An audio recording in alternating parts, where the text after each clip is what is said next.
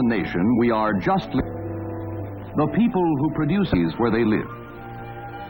In event of wars, may attempt to destroy or disable our people and our production by striking directly at the civilian population.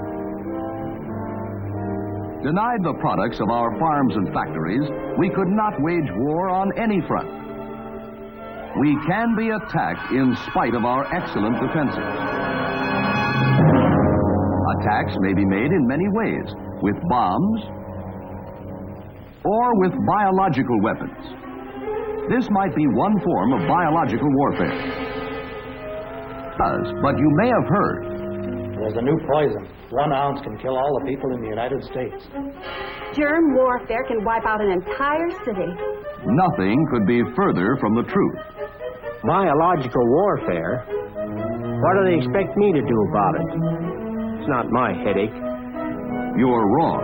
You had better find out the facts about biological warfare, or BW. It can be aimed at you in your home, or at work, at your food crop, your livestock. Biological weapons can be divided into 3 groups: germs, toxins, and plant growth regulators. Some germs cause cholera, others cause typhoid fever, plague, and such diseases.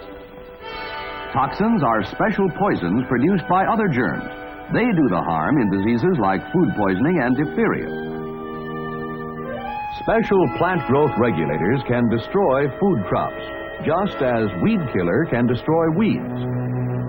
The public health nurse and the many other members of our public health system have been fighting nature's biological attacks for years. We have proved that our health and medical systems check the spread of infectious diseases. Our livestock and crops are guarded by a nationwide network of federal, state, and local agencies and experts. Government regulations assure the purity of many food products. But BW attacks can be made in spite of our health safety systems. Aerosols containing disease germs could be used. These aerosols could be spread over large areas. Submarines could release aerosols near coastal cities. Specially designed germ-carrying bombs could be dropped. Enemy agents could contaminate the city water supply. How can we protect ourselves from BW attacks? Keep yourself and your family clean. Don't help germs by making things easy for them. Germs have trouble living in clean places. Enroll in a Red Cross home nursing course. Then if sickness does come to you, you'll know what to do. Always report sickness promptly. And doctor, Mary's temperature is over 100. Good morning. Here's the news. Civil Defense Headquarters announced today that the sharp increase in the number of cases of illness during the last few days have led authorities to suspect that a biological warfare attack may have taken place. As yet, the cause of this outbreak has not been identified. Civil Defense health authorities recommend that you should take the following precautions. If such an announcement is made in your city, don't give way to fear. Just remember that scientists would already be working to control the outbreak. Probably some of the people in your neighborhood would become sick. Reports of the disease would start pouring into health and medical authorities. The number and location of cases would be plotted on a map of the area. Scientists would go to work immediately to identify the cause of the disease. Meanwhile, the outbreak would take on a definite pattern. There are important things you can do in your home if you are told a biological warfare attack has taken place. Be careful what you eat and drink.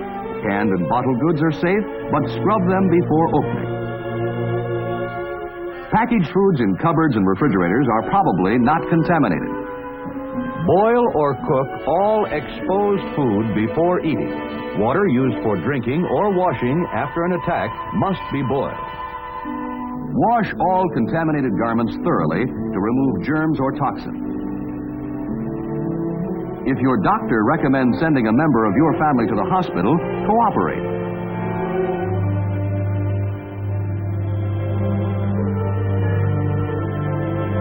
Local health and medical authorities would distribute instructions so that the outbreak of the disease could be controlled. Follow instructions closely. If you are called upon for a blood sample, don't hesitate. Blood samples would be extremely important in helping the scientists identify the germs or poisons.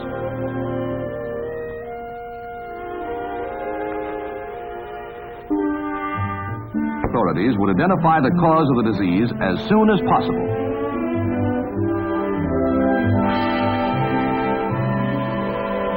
The recovery of those already sick would be speeded up with the use of modern drugs.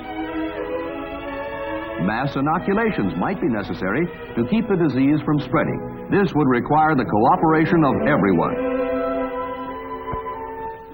Remember, BW attacks food crops, livestock, and people. Our health and medical systems are the foundations of our defense against biological warfare. Our food supply is guarded by a nationwide network of federal, state, and local agencies and experts.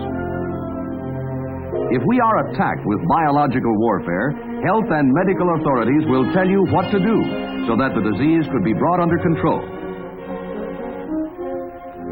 Cooperate with the authorities.